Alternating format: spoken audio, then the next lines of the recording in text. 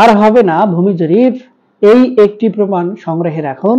আগত বিডিএস ভূমি জরিপে জমির মালিক আপনি, কিংবা জমির মালিকানা আপনাকে ছাড়তে হবে।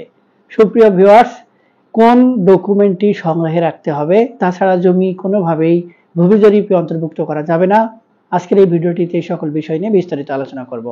ভিডিওটি দেখার পর যদি ভালো লেগে থাকে, আরো কোনো ভিডিও দেখার আগ্রহ জন্মায়, তাহলে আমাদের চ্যানেলটি সাবস্ক্রাইব করে রাখতে পারেন।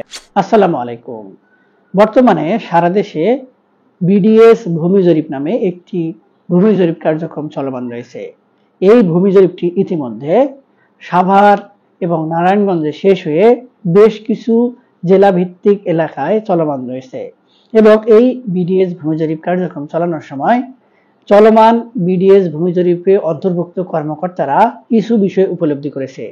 সেখানে তারা যখন বিডিএস ভূমি জরিপে কোনো ব্যক্তির নাম ভূমি জরিপে অন্তর্ভুক্ত করতে চাচ্ছেন, তখন তাদের দালিলিক যে সমস্যা সেটি ব্যাপক হারে সামনে উঠে আসছে। অনেক ক্ষেত্রেই জমি জমার যে দ্বন্দ্বগুলো, এই দ্বন্দ্বগুলোর কারণে একই জমির একাধিক মালিক উপস্থিত হয়ে সেই জমিটিতে সকলেই নিজের নাম অন্তর্ভুক্ত করে খতিয়ান কিংবা মাঠ পর্চা চাচ্ছে। এক্ষেত্রে ওই সম্পত্তিটির আসল মালিক কে, এটি নির্ধারণ করা ব্যাপক হারে সমস্যা তৈরি হচ্ছে। যার কারণেই ভূমি মন্ত্রণালয়ের কিছু দিক নির্দেশনা অনুযায়ী ভূমি মালিকদের কিছু ডকুমেন্ট সংগ্রহে রাখতে বলা হচ্ছে। যে ডকুমেন্টগুলো সংগ্রহে না থাকলে ভূমি মালিকদের পড়তে হবে ভোগান্তিতে। অনেক ক্ষেত্রে মাঠ পর্চায় কিংবা ভূমি জরিপে নিজের নাম অন্তর্ভুক্ত করা থাকে, তাদেরকে বিরত রাখা হবে। এই ডকুমেন্টগুলোর মধ্যে সর্বপ্রথম এবং সর্বাধিক গুরুত্ব সহকারে যেটি বলা হচ্ছে যে জমির মালিকানা প্রমাণ স্বরূপ সর্বপ্রথম দলিল সংগ্রহে রাখতে হবে।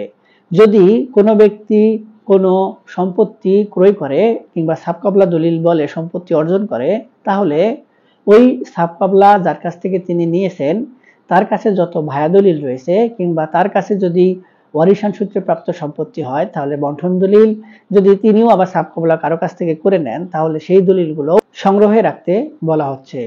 তাছাড়াও যদি কোনো ব্যক্তি সম্পত্তির মালিকানা অর্জন করে, তাহলে তিনি যার কাছ থেকে মালিকানা অর্জন করে নিলেন সেই ব্যক্তি যে ওই সকল সম্পত্তি আইনগতভাবে বৈধ ব্যক্তির কাছ থেকে মালিকানা অর্জন করেছেন, এই বিষয়টি প্রমাণ স্বরূপ এবং যথাযথভাবে খোঁজ খবর নিয়ে তারপর সম্পত্তি ক্রয় বিক্রয় করে কিংবা ভোগ দখল করতে বলা হচ্ছে।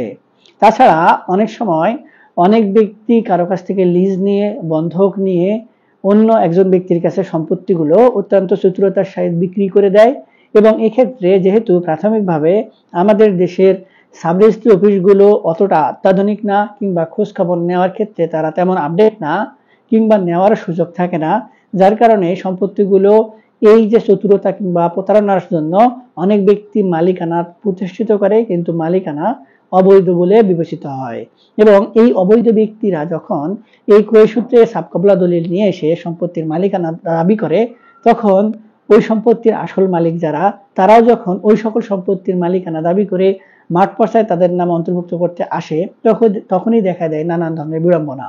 এবং এই সময়ই আসলে কোন দলিলটি সঠিক এবং কোনটি বেঠিক, এটি যেহেতু নিরূপণ করা অত সহজ বিষয় হয়ে দাঁড়ায় না, সেক্ষেত্রে এই সংক্রান্ত যদি কোনো সমস্যা হয় তাহলে ওই জমিটি কিন্তু বাদ রেখে ভূমি জরিপ কার্যক্রম শেষ হয়ে যাবে। এবং পরবর্তীতে ওই সকল সম্পত্তির ভূমি জরিপে নিজের নাম অন্তর্ভুক্ত করা কিন্তু একটি চ্যালেঞ্জিং এবং সময় সাপেক্ষ এবং জঞ্জাল কিংবা ঝামেলার বিষয় হয়ে দাঁড়িয়ে যাবে।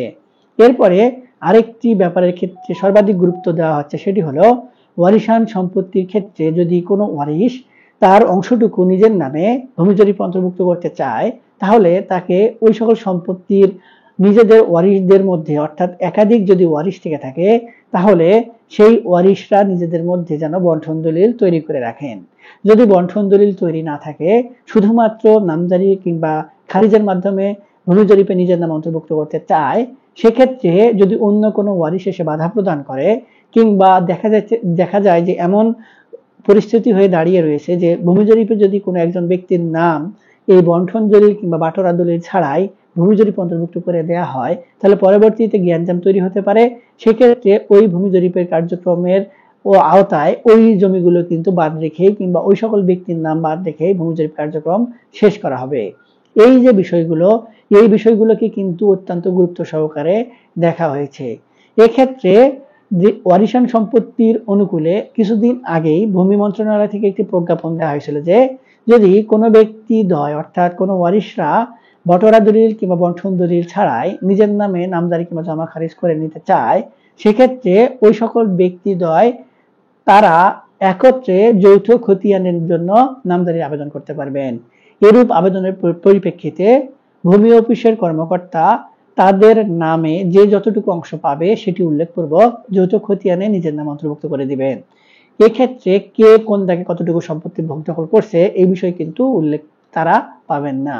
যদি কোনো ব্যক্তি একাধিক ব্যক্তির থেকে বের হয়ে শুধুমাত্র সিঙ্গেল নিজের নামে তার যেটুকু অংশ তিনি প্রাপ্ত হওয়ার কথা সেটুকু অংশ কোন দাগে ভোগ দখল করছেন এটি নির্দিষ্ট করে উল্লেখপূর্বক আলাদা খতিয়ান তৈরি করে নিতে চান, সেক্ষেত্রে অবশ্যই বাটোয়ারা দলিল উল্লেখ করতে হবে। এই যে ব্যাপারটি, এই ব্যাপারটি কিন্তু গুরুত্ব সহকারে এখানেও উঠে এসেছে। এটির সঙ্গে অনেকেই তালগোল পাকিয়ে নানান ধরনের প্রশ্ন করে থাকেন, যে বিষয়টি আসলে এইরকম। যদি আপনার ভূমি জরিপে নিজের নাম অন্তর্ভুক্ত করতে চান সেখানে কিন্তু এই বিষয়টি অবশ্যই ওখানেও প্রযোজ্য হচ্ছে। তাই বিডিএস ভূমি জরিপের যৌথ খতিয়ান কিন্তু করে দেওয়া কোনোভাবে হবে না। যৌথ খতিয়ান থেকে বের হয়ে শুধু নিজের নামে নিজের সম্পত্তিটুকু এই রেকর্ড খতিয়ানে অন্তর্ভুক্ত করতে হবে। আগে যাদের পিতার নাম রেকর্ড খতিয়ানে কিংবা মায়ের নাম রেকর্ড খতিয়ানে অন্তর্ভুক্ত ছিল তারা যেহেতু জীবদ্দশায় নেই, তাই সম্পত্তিগুলো নিশ্চয়ই আপনারা আপনাদের নামে রেকর্ড খতিয়ানে অন্তর্ভুক্ত করতে চাচ্ছেন। সেক্ষেত্রে অবশ্যই এই বাটোয়ারা দলিল অত্যন্ত বাধ্যতামূলক। বাটোয়ারা দলিল ছাড়া কোনোভাবেই আপনারা ভূমি জরিপে নিজের নাম অন্তর্ভুক্ত করতে কিন্তু পারবেন না। তাছাড়াও অনেকেই মনে করে থাকেন পিতা কিংবা মা জীবদ্দশা থাকায় তাদের যেটুকু অংশ সেটুকু অংশ তারা নিজের নামে রেকর্ড খতিয়ানে অন্তর্ভুক্ত করে নিবেন। এজন্য তারা শুধুমাত্র ওই সকল সম্পত্তি নিজের নামে নামজারি নিয়ে এসে পরবর্তীতে ওই সকল রেকর্ড খতিয়ান অন্তর্ভুক্ত করে নিতে চান। এক্ষেত্রে অবশ্যই এই বিষয়টি মাথায় রাখতে হবে যে আপনি যে প্রক্রিয়ায় নামজারির মাধ্যমে খতিয়ান সংশোধন কিংবা জমা খারিজ করে নেন না কেন, অবশ্যই ওই সকল সম্পত্তি তার পিতা জীবদ্দশা থাকা অবস্থায় তিনি কখনো বাটোয়ারা দলিল কিংবা বন্টন দলিল করতে কিন্তু পারছেন না।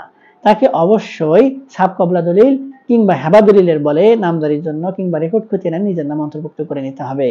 এই যে বিষয়গুলো, এগুলোই কিন্তু ঘুরে ফিরে একই, কিন্তু আমরা তালগোল পাকিয়ে অনেক সময় উল্টাপাল্টা করে ফেলি, যার কারণে ভূমি জরিপে নিজের নাম অন্তর্ভুক্ত কিন্তু অনেকেই করতে পারছেন না। এরপরে আরেকটি উপায় থাকে, সেটি হচ্ছে যদি দলিল না থাকে সেক্ষেত্রে খতিয়ানের মাধ্যমে নামজারির আবেদনের সুযোগ থাকে কিংবা রেকর্ড খতিয়ানে নিজের নাম অন্তর্ভুক্ত করার সুযোগ থাকে।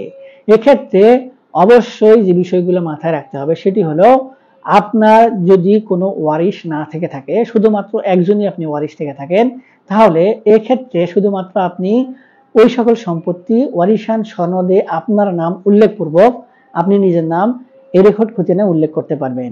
এক্ষেত্রে শুধুমাত্র পুত্র সন্তানগণই এই সুযোগটি পাবেন। কন্যা সন্তানগণ যদি তাদের সহ অংশীদার আরও কেউ থেকে থাকে, অর্থাৎ চাচা, চাচাতো ভাই এই ধরনের কোনো ব্যক্তি থেকে থাকে, তাহলে অবশ্যই তাদেরও আবার বাটোয়ারা দলিল লাগবে। তারা কখনোই সকল সম্পত্তি নিজের নামে আলাদাভাবে বাটোয়ারা দলিল ছাড়াই অন্তর্ভুক্ত করে নিতে পারবে না।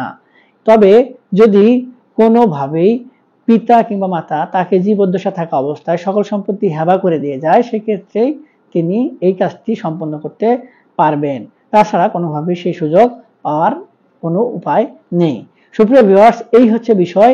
এই বিষয়গুলোর মাধ্যমে অর্থাৎ এই যে ডকুমেন্টগুলো, এই ডকুমেন্টগুলো না থাকলে কিংবা এই ডকুমেন্টগুলো যদি আপনাদের সামনে না থাকে তাহলে কোনোভাবেই কিন্তু আপনারা বিডিএস ভূমি জরিপে নিজের নাম অন্তর্ভুক্ত করতে পারবেন না।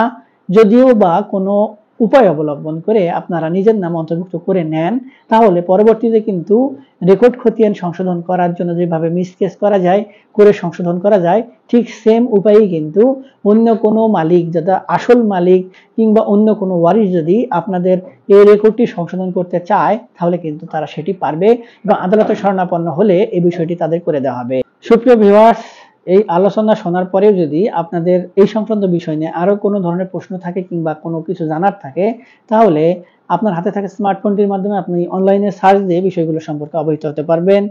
তারপরে যদি আমাদের থেকে আরো কোনো ধরনের সহযোগিতা নিতে চান তাহলে আমাদের ভিডিও নিচে কমেন্ট বক্স রয়েছে, সেখানে কমেন্টস করবেন, আমরা আপনাদের সহযোগিতা করব।